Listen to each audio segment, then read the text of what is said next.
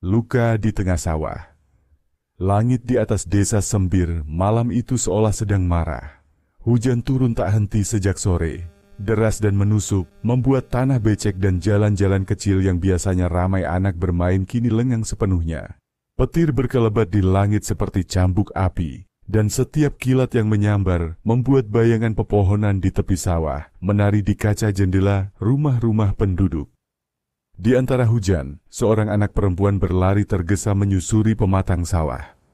Namanya Naya, berusia 12 tahun, bertubuh kurus, berkulit sawo matang, dengan rambut hitam panjang yang menempel di pipinya karena basah. Ia berlari tanpa alas kaki, menembus lumpur. Matanya menatap lurus ke depan, ke arah cahaya kecil yang berkelap-kelip di tengah hamparan sawah yang gelap. Di tangannya, ia menggenggam sesuatu yang kecil, lembek dan hangat. Saat petir menyambar, terlihat sekelebat warna merah di sela jari-jarinya. Ia menahan napas, berhenti sebentar di bawah gubuk tua tempat para petani biasa berteduh. Hujan menetes dari atap ilalang, menimpa benda di tangannya. Seekor kupu-kupu. Namun bukan kupu-kupu biasa. Sayapnya merah menyala, bukan merah seperti bunga sepatu atau kain batik, tapi merah yang lebih dalam, menyerupai darah segar yang baru menetes dari luka. Urat-urat halus di sayapnya berdenyut pelan, seperti hidup, seperti bernapas. Naya menatapnya lama. Cantik sekali, bisiknya dengan suara kecil, hampir tak terdengar di antara suara hujan. Kupu-kupu itu tidak terbang, hanya bergetar di telapak tangannya, seolah menatap balik dengan mata yang tak terlihat. Hatinya terasa aneh, ada sesuatu yang menekan di dada, antara kagum dan takut. Ia tidak pernah melihat kupu-kupu di malam hari, apalagi saat hujan deras seperti ini. Ia teringat cerita dari neneknya dulu, tentang roh anak-anak yang mati muda, dan menjelma menjadi kupu-kupu merah di musim hujan. Dulu Naya menganggapnya dongeng, tapi kini, di bawah kilat yang membelah langit, dongeng itu terasa terlalu dekat. "Kenapa kamu nggak terbang?" tanyanya pelan, lalu mendekatkan bibir ke serangga itu, seolah bisa mendengar jawabannya. Kupu-kupu itu mengepak sekali pelan tapi kuat. Setetes air hujan yang mengenai sayapnya justru memercik merah, bukan bening. Seperti darah yang diencerkan air. Naya terpana, matanya melebar. Ia menutup telapak tangan dengan hati-hati, lalu berlari pulang, menyimpan makhluk itu di dada bajunya agar tak kehujanan. Rumah Naya berada di pinggir sawah, agak terpisah dari rumah penduduk lain. Rumah kayu tua peninggalan ayahnya yang sudah lama meninggal. Hanya ada ia dan ibunya, Bu Rasti, perempuan muda yang sehari-hari menjual sayur di pasar. Ketika Naya masuk dengan pakaian basah kuyup, ibunya yang sedang menyalakan tungku menoleh dengan wajah khawatir. "Ya Tuhan Naya, dari mana saja kamu malam-malam begini?" bentak Bu Rasti, mencengkeram lengan anaknya. "Kamu mau sakit, ha?" "Aku cuma main sebentar, Bu," jawab Naya terbata, berusaha menutupi sesuatu di tangannya. Ibunya hendak berbicara lagi, tapi tatapan mata Naya membuatnya berhenti. Ada sesuatu di situ, sesuatu yang aneh, jauh dari sorot mata anak-anak biasanya. Mata itu tampak basah, bukan karena hujan, tapi karena kilatan merah samar yang menari di dalam pupilnya. Bu Rasti menarik napas panjang, lalu mengusap kepala anaknya. "Cepat ganti baju, Nak. Nanti ibu buatkan jahe panas." Naya mengangguk pelan. Saat ibunya berpaling, ia membuka genggamannya perlahan. Kupu-kupu itu masih hidup. Sayapnya kini bergetar lembut, menimbulkan cahaya merah samar di telapak tangannya. Naya tersenyum kecil.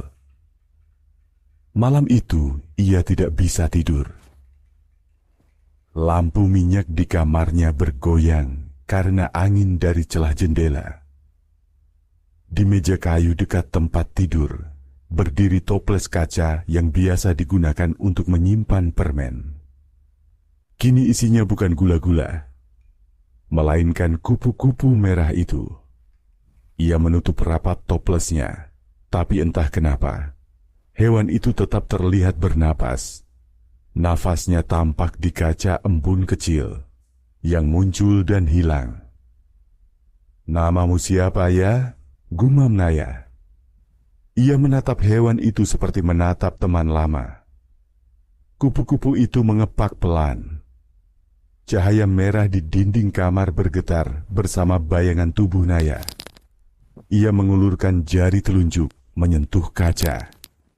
Saat itu, ia merasakan sengatan halus di ujung jarinya, seperti digigit jarum kecil.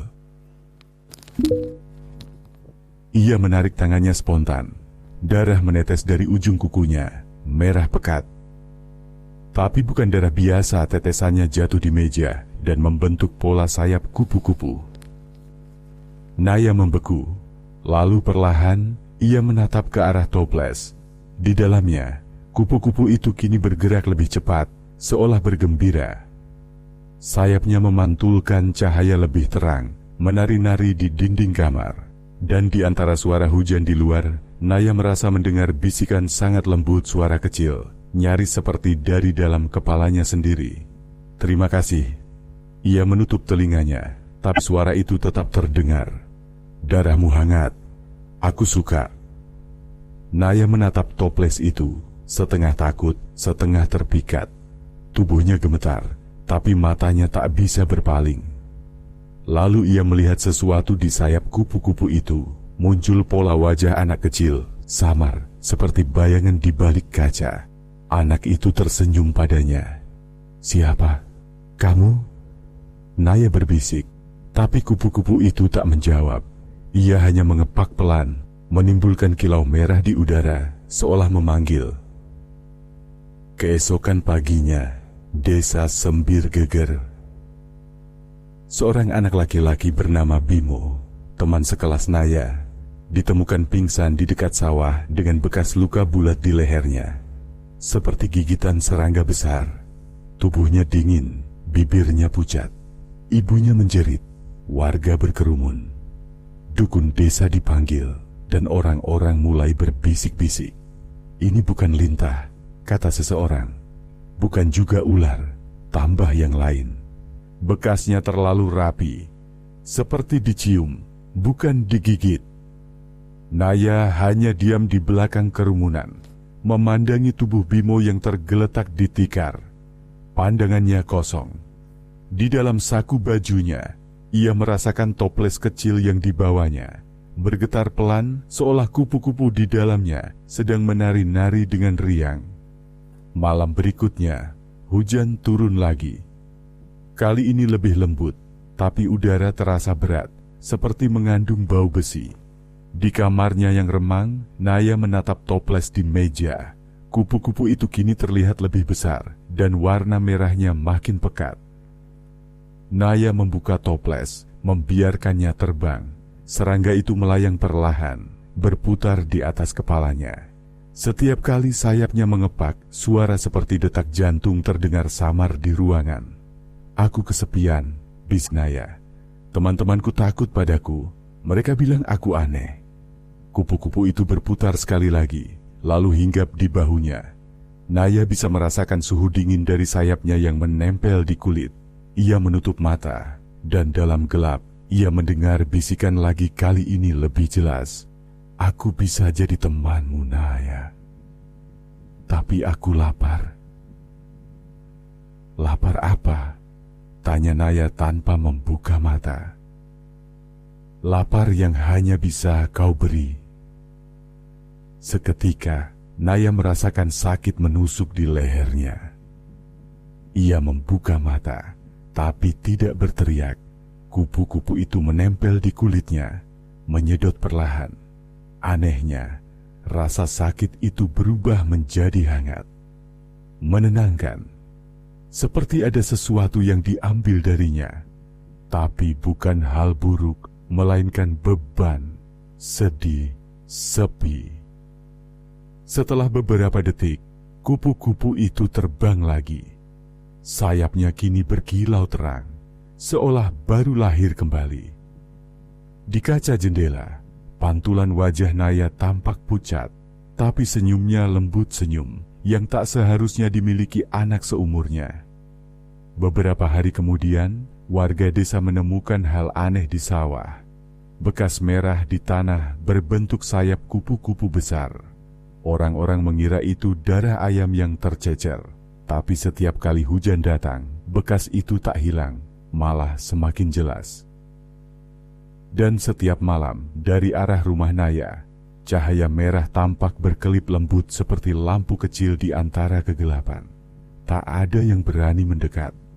Hanya suara-suara aneh, kadang terdengar suara seperti sayap mengepak, disusul tawa lirih anak kecil. Di kamar atas rumah kayu itu, Naya duduk di depan meja. Di hadapannya, kini ada dua kupu-kupu di dalam toples kaca. Satunya merah terang, satunya lebih gelap, hampir hitam. Ia menatap keduanya dengan mata kosong, lalu tersenyum pelan. Sekarang aku tak sendirian lagi. Cahaya merah dari sayap mereka menari di dinding, memantul di wajah Naya yang pucat. Di luar, petir menyambar lagi, memecah langit. Dan untuk sesaat, di kilat itu terlihat bayangan samar di jendela bayangan anak kecil tanpa mata, berdiri di belakang Naya, menatap kupu-kupu merah yang terus mengepak tanpa henti. Hujan sudah berhenti 2 hari terakhir, tapi desa Sembir masih terasa lembab dan muram. Udara pagi dipenuhi bau tanah basah yang menusuk hidung. Langit kelabu, burung-burung tak lagi berkicau, dan anjing-anjing di ujung desa menggonggong tanpa sebab. Orang-orang bilang, itu pertanda ada yang tidak beres di desa mereka. Sejak kejadian Bimo pingsan di sawah, dengan luka aneh di lehernya, banyak warga yang takut keluar malam. Beberapa ibu mulai melarang anak-anak bermain terlalu jauh, sementara para lelaki menyalakan obor di depan rumah, berharap cahaya bisa menolak apapun yang berkeliaran di kegelapan. Tapi Naya tidak takut. Ia justru merasa tenang. Di kamarnya yang sempit, ia duduk di lantai, menatap 2 toples kaca di depannya. Masing-masing berisi kupu-kupu merah. Yang satu berwarna merah terang, berkilau seperti darah segar. Yang lain berwarna lebih tua, kehitaman di tepinya, dengan urat-urat sayap yang menyala samar. Aku kasih kamu nama, kata Naya pelan sambil menatap mereka. Yang merah, namanya Lara. Yang hitam, Daru. Kedua kupu-kupu itu mengepak bersamaan, membuat pantulan cahaya merah menari di dinding kamar. Naya tersenyum kecil. Ia merasa seperti sedang berbicara dengan 2 teman yang mengerti dirinya lebih dari siapapun di dunia ini. Bu bilang aku harus banyak main sama teman, katanya, lirih. Tapi teman-temanku di sekolah suka ngeledek. Mereka bilang aku aneh, suka ngomong sendiri, suka gambar kupu-kupu di buku. Naya menatap jarinya. Di ujung kuku-kukunya ada bekas luka kecil seperti gigitan. Aku nggak butuh mereka, bisiknya. Aku punya kalian. Pagi itu, Bu Rasti bangun lebih pagi dari biasanya. Ia merasa tubuhnya lemas dan kepala berdenyut. Saat melihat wajahnya di cermin, ia tertegun kulitnya pucat, dan di bawah matanya ada lingkar gelap yang tak pernah ada sebelumnya. Ia mengira karena kurang tidur, tapi ada sesuatu yang aneh di lehernya. Bekas merah berbentuk bulat kecil, nyaris tak terlihat tapi terasa nyeri. Ah, mungkin gigitan nyamuk, gumamnya. Ia menyiapkan sarapan, tapi Naya tak muncul-muncul. Ketika ia membuka pintu kamar anaknya, udara dingin keluar menyergap. Di dalam kamar, lampu minyak masih menyala meski hari sudah siang, dan dinding-dindingnya penuh gambar. Gambar kupu-kupu, ratusan, mungkin ribuan, dengan warna merah tua, dibuat dari cat air yang tampak mengering. Tapi jika diperhatikan dari dekat, warna itu bukan cat, itu darah. Warna merahnya terlalu pekat, terlalu hidup. Bu Rasti tertegun. Naya, panggilnya pelan. Anaknya duduk di lantai, membelakangi pintu. Rambutnya terurai, menutupi sebagian wajah. Di depannya, 2 toples kaca bergetar pelan, dan dari dalamnya, 2 kupu-kupu itu tampak mengepak sayap dengan pelan, menimbulkan suara seperti napas lembut. "Apa yang kamu gambar, Nak?" tanya ibunya. Naya menoleh perlahan. Senyumnya lembut, tapi matanya tampak kosong. "Cantik, kan Bu?" katanya. "Aku pakai warna dari jariku. Kupu-kupu suka warnanya." Bu Rasti mendekat dan melihat tangan anaknya. Jari-jarinya penuh luka kecil dan beberapa masih mengeluarkan darah segar. Ia menjerit kecil. "Naya, kamu kenapa? Kamu lukai dirimu lagi?" Naya mundur pelan, memeluk toplesnya. "Jangan marah, Bu. Mereka nggak suka kalau ibu teriak." "Siapa yang kalian nggak suka?" "Lara dan Daru." Ibunya terpaku. "Apa? Kupu-kupu itu?" Ia menarik napas keras, mencoba menahan emosi. "Naya, itu cuma serangga, Nak, bukan teman. Kamu harus buang." "Jangan!" Suara Naya tiba-tiba melengking. Lampu minyak di meja bergetar, nyaris jatuh. Untuk sesaat, ibunya melihat sesuatu bayangan merah tipis di punggung anaknya, seperti sayap yang berdenyut pelan. Ia mundur 2 langkah, jantungnya berdegup kencang. "Bu, jangan takut." Suara Naya mengecil, lembut seperti bayi yang menenangkan. "Mereka cuma lapar." Malamnya, Bu Rasti tak bisa tidur. Tubuhnya panas dingin, dan setiap kali menutup mata, ia bermimpi buruk mimpi tentang ratusan kupu-kupu merah keluar dari dinding, hinggap di wajahnya, menyedot sesuatu yang hangat dari kulitnya. Ketika terbangun dengan napas tersengal, ia merasakan cairan hangat di leher. Saat ia usap, darah menempel di tangannya.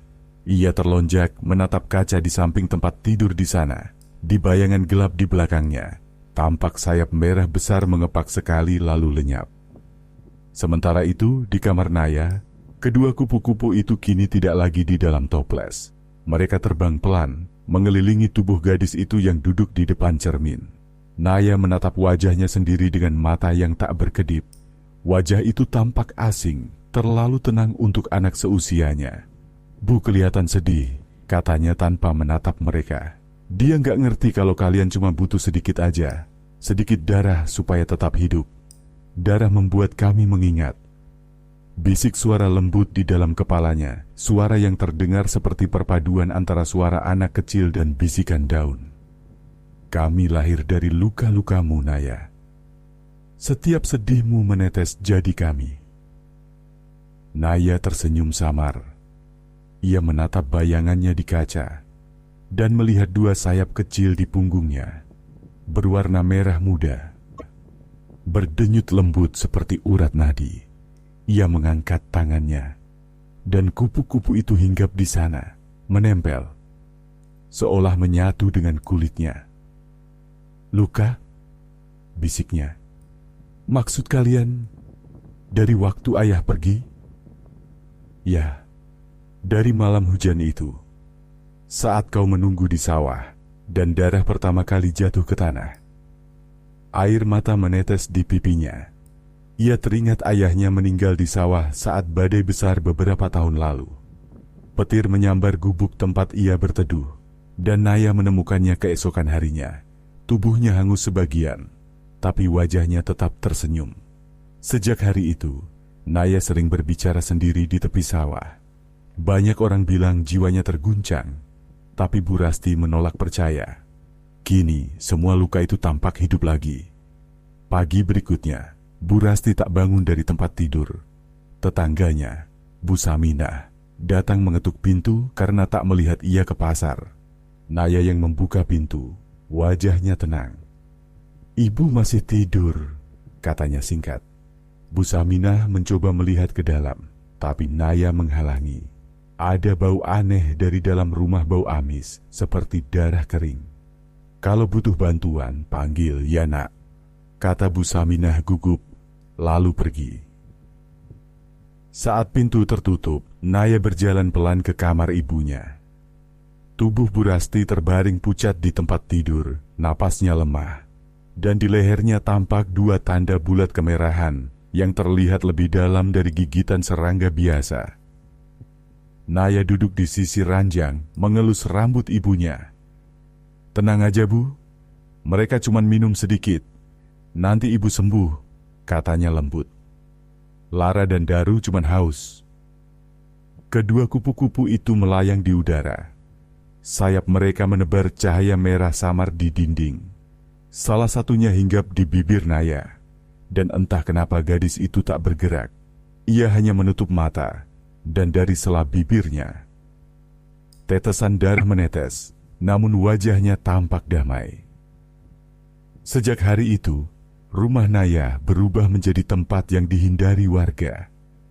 Setiap malam dari jendela, terlihat cahaya merah berdenyut dari kamarnya. Kadang terdengar suara seperti anak kecil bernyanyi pelan. Beberapa orang bersumpah melihat bayangan ratusan kupu-kupu merah keluar dari celah atap, berterbangan ke arah sawah, lalu menghilang saat fajar. Dan yang lebih aneh, hewan-hewan di sekitar rumah Naya mulai mati mendadak. Ayam, kucing, kambing semua ditemukan kaku dengan darah kering di mulut atau telinga. Tapi tak satu pun luka terbuka ditemukan di tubuh mereka. Orang-orang mulai berbisik, rumah itu berhantu. Anaknya bukan manusia lagi. Dia pelihara jin darah. Namun tak ada yang berani mendekat, karena setiap kali seseorang mencoba melintas malam-malam di depan rumah Naya, mereka mengaku mendengar bisikan di telinga mereka. "Jangan ganggu kami." Suatu malam, Naya duduk di depan jendela, menatap bulan purnama. Di belakangnya, dinding penuh gambar kupu-kupu merah. Tapi kini, beberapa gambar itu tampak bergerak pelan, seolah bernapas. Daru dan Lara hinggap di pundaknya. Sayap mereka bersinar lembut seperti nyala lilin. "Darah ibu sudah cukup?" tanya Naya. "Untuk sekarang," jawab suara dalam kepalanya. "Tapi kami akan bertambah banyak. Kami haus akan rasa kehilangan." Rasa kehilangan? Ya, dari hati manusia yang kesepian. Naya memejamkan mata.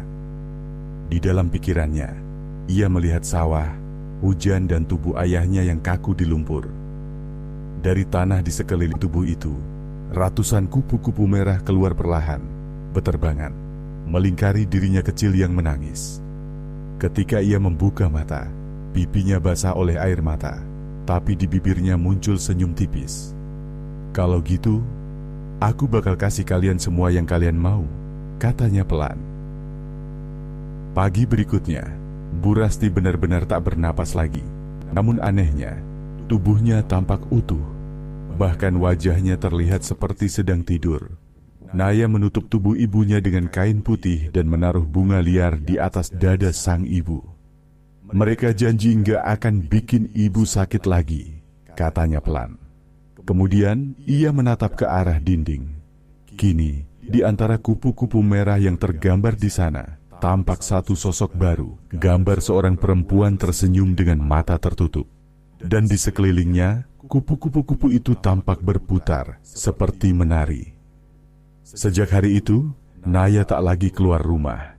Namun setiap malam, dari jendela rumah kayu di ujung desa, tampak bayangan seorang anak kecil berdiri menatap sawah, dan di belakangnya sayap merah besar berdenyut lembut, seperti organ hidup. Dan bila seseorang cukup berani lewat di malam hari, mereka bisa melihatnya jelas kupu-kupu merah yang hinggap di tubuh gadis itu, menyusu di kulitnya, menghisap perlahan, sambil berkilau indah dalam cahaya bulan. Desa Sembir kini menjadi tempat yang sepi dan menakutkan. Tak ada lagi suara ayam berkokok di pagi hari. Tak ada anak-anak yang bermain di jalan tanah merah. Dan tak ada lagi asap dapur yang mengepul dari atap rumah penduduk. Angin yang berhembus membawa aroma busuk yang sukar, dijelaskan campuran tanah basah, darah, dan bunga yang membusuk perlahan. Hewan-hewan pertama yang mati adalah ayam dan kambing. Lidah mereka membiru. Mata mereka terbuka lebar, seolah melihat sesuatu yang tak bisa diterima akal manusia. Lalu pepohonan mulai mengering dari ujung daun ke akarnya. meski hujan masih sering turun. Namun hujan di desa Sembir bukan lagi hujan biasa. Airnya berwarna kemerahan, kental, dan setiap tetes yang jatuh menimbulkan noda, seperti darah yang tak bisa hilang, meski sudah dicuci berkali-kali. Tak ada lagi yang mau tinggal di sana. Dalam seminggu, rumah demi rumah ditinggalkan. Pintu-pintu dibiarkan terbuka, perabotan berserakan, dan ladang-ladang dibiarkan kosong.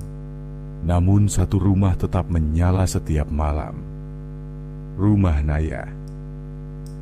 Cahayanya tidak hangat seperti lampu minyak biasa, melainkan merah temaram seolah ada bara api yang menyala di dalamnya. Dari kejauhan, orang-orang yang berani melintas di tepian desa bisa melihat bayangan sayap besar menari di jendela rumah itu.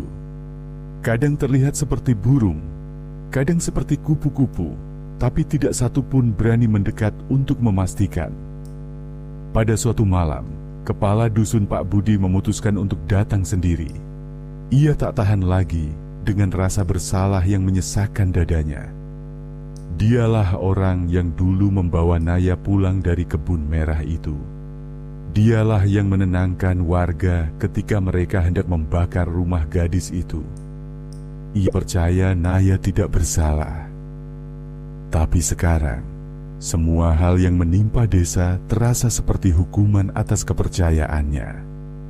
Dengan lampu minyak di tangan, ia melangkah melewati jalan setapak menuju rumah Naya. Tanah di bawah kakinya lembek dan licin, seperti lumpur bercampur darah. Setiap kali langkahnya menekan, terdengar bunyi ceplak-ceplak aneh, seolah tanah itu hidup dan bernafas pelan. Ketika sampai di depan rumah, Pak Budi menatap jendela yang bersinar merah itu. Udara di sekitarnya terasa panas, meski malam sedang hujan gerimis. Dari dalam terdengar suara samar seperti dengungan halus sayap serangga yang sangat banyak. "Naya?" panggilnya dengan suara bergetar. Tak ada jawaban. Ia melangkah pelan ke beranda. Pintu rumah sedikit terbuka, dan dari celahnya keluar bau amis yang menusuk hidung. Saat ia menyorotkan lampu ke dalam, napasnya tertahan. Dinding ruang tamu dipenuhi ratusan kupu-kupu merah. Mereka menempel diam, tak bergerak seperti lukisan hidup. Tapi yang membuat bulu kuduk Pak Budi berdiri adalah sayap mereka. Bukan sayap biasa, sayap itu tampak seperti kulit manusia yang sangat tipis, transparan, dengan urat-urat halus yang masih tampak berdenyut. Bau besi dan darah memenuhi udara, membuat perutnya mual. Ia menahan napas, menatap makhluk-makhluk itu dengan rasa takut bercampur iba. Beberapa di antaranya menggeliat pelan, mengibas sayapnya, mengeluarkan suara lembut seperti bisikan. "Naya." Pak Budi menggigit bibirnya, menahan dorongan untuk berbalik lari. Tapi ia harus tahu, ia harus memastikan Naya baik-baik saja. Dengan langkah berat, ia membuka pintu kamar Naya. Engsel pintu berderit pelan, dan suara itu seperti memecah keheningan rumah yang terlalu sunyi. Di dalam kamar, lampu minyak redup menyorot pemandangan yang membuat jantung Pak Budi serasa berhenti berdetak. Naya duduk di tengah ruangan, di atas lantai yang dipenuhi kelopak bunga merah. Kulitnya seputih kertas, matanya kosong menatap langit-langit, dan di punggungnya menjulur dua sayap besar berwarna merah darah. Sayap itu berdenyut pelan seperti paru-paru yang bernafas, memancarkan kilau basah yang menyerupai luka terbuka. "Naya." Suara Pak Budi serak. "Nak, kau kenapa?" Gadis itu menoleh perlahan.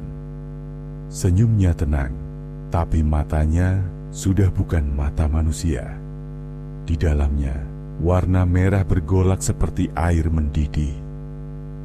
"Kupu-kupu sudah kenyang, Pak," katanya datar. Suaranya lembut tapi menusuk seperti pisau dingin. "Mereka sudah tak perlu darah lagi. Mereka sudah punya bunga dari tubuhku." Pak Budi mundur setapak. matanya menatap lantai. Baru saat itu ia sadar kelopak bunga merah yang mengelilingi Naya bukan bunga biasa. Mereka masih basah, masih meneteskan darah segar. Dan di tengahnya, di bawah Naya, lantai kayu telah berubah warna menjadi hitam pekat. Naya, apa yang kau lakukan pada dirimu? Gadis itu tertawa pelan.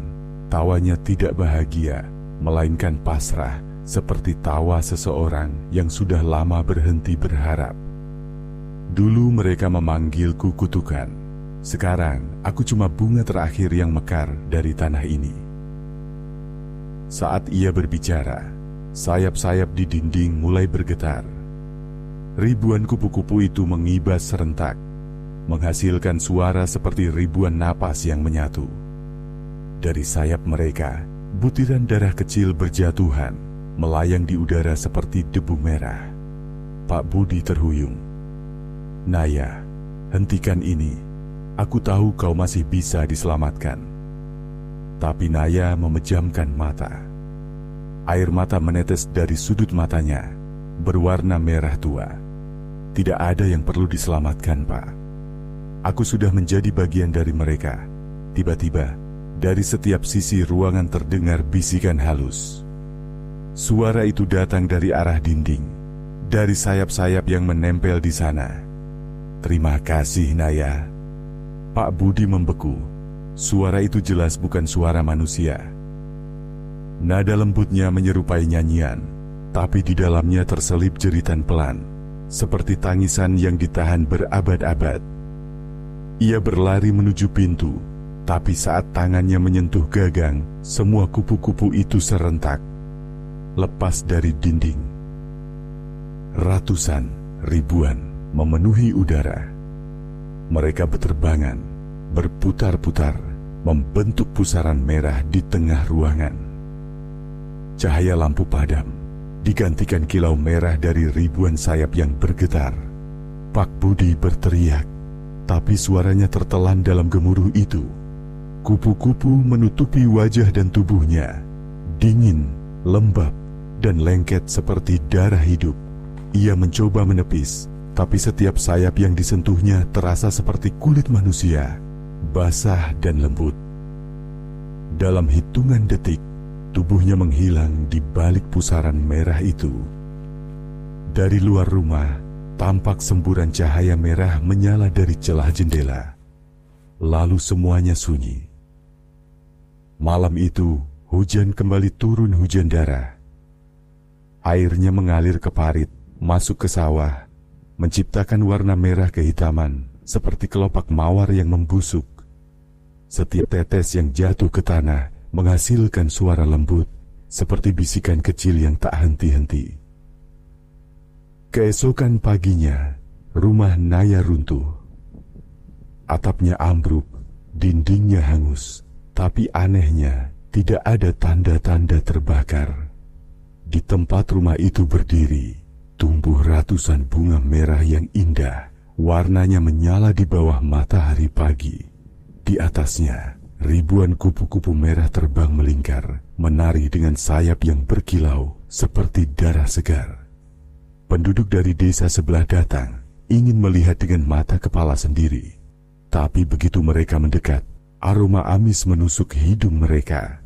Salah satu warga berani menapakkan kaki ke dalam reruntuhan itu, dan ia menemukan sesuatu di antara bunga-bunga. Potongan kecil kain putih, seperti serpihan gaun anak-anak.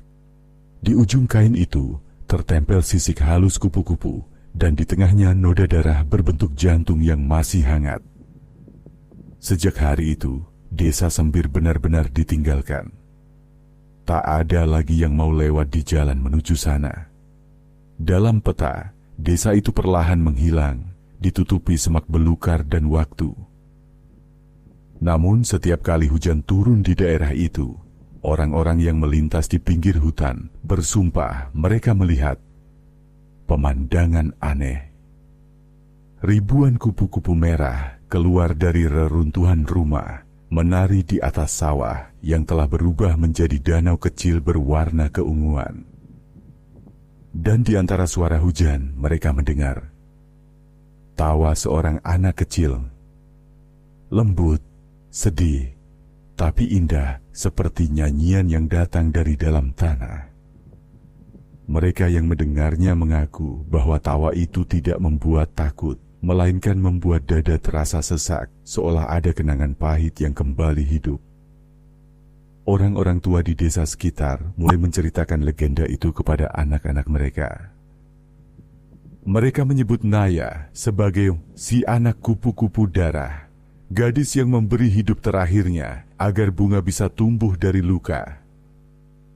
Mereka percaya hujan merah di desa Sembir adalah air mata Naya, bukan untuk menakut-nakuti, tapi untuk mengingatkan bahwa kebencian yang dipupuk manusia bisa menumbuhkan kutukan yang tak terhapuskan.